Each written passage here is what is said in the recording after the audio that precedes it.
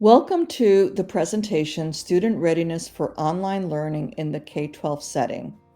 My name is Fran Kompar, and I'm a candidate for the Doctor of Education in Educational Technology at Walden University, and I'm pleased to present this information.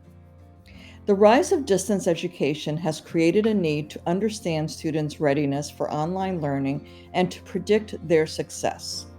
This quote gives voice to the issue. Online learning is increasing in all sectors, including K-12, and we need an environment that will help learners succeed. The stats in terms of online learning in higher education businesses tell a story of a market that is increasing. Online learning is set to be a $457.8 billion part of the global market by 2026. 98% of businesses have already incorporated some e-learning in their training, while higher ed has also accepted online learning, with 98% of universities moving to some classes online.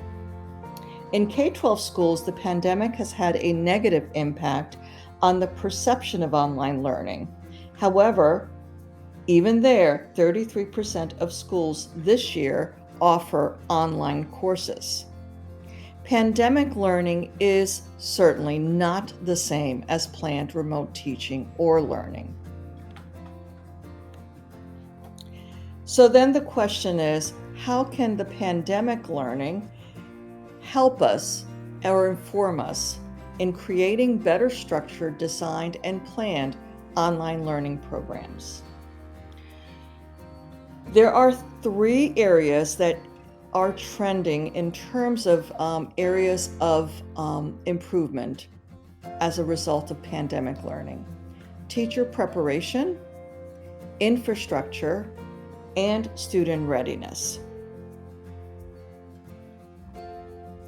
So let's focus on the issue. And one of the issues is student online learning readiness. So our question is, how can we ensure students' online learning readiness to support a positive academic outcome? So what does the research say? In one study, 56% of respondents reported that teachers and learners alike do not have the skills to make digital learning a success. This is from Digital Divide and Digital Competency. But there is, in fact, an online readiness criteria that was developed and includes attributes that impact academic achievement, including self-directed learning, motivation, and internet and computer efficacy. In 2010, Hung and colleagues published an assessment scale designed to measure online learning readiness. The questions on the scale include self-directed learning, which means that the learner creates personal goals for online learning, uses time management skills, and takes responsibility for learning. Then there's motivation for learning. Students must be active learners who have a strong desire to learn. Learner control.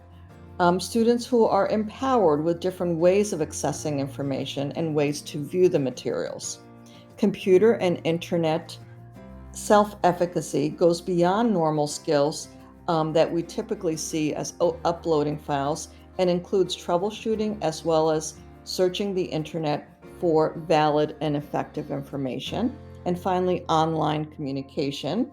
Students use discussions, ask questions, and receive feedback. Finally, the recommendation is that we use a tool to assess student readiness for online learning in a K-12 setting. We've shown that virtual learning or online learning is continuing to gain popularity in K-12, and so many more of schools are using that. Tools do exist that can be replicated.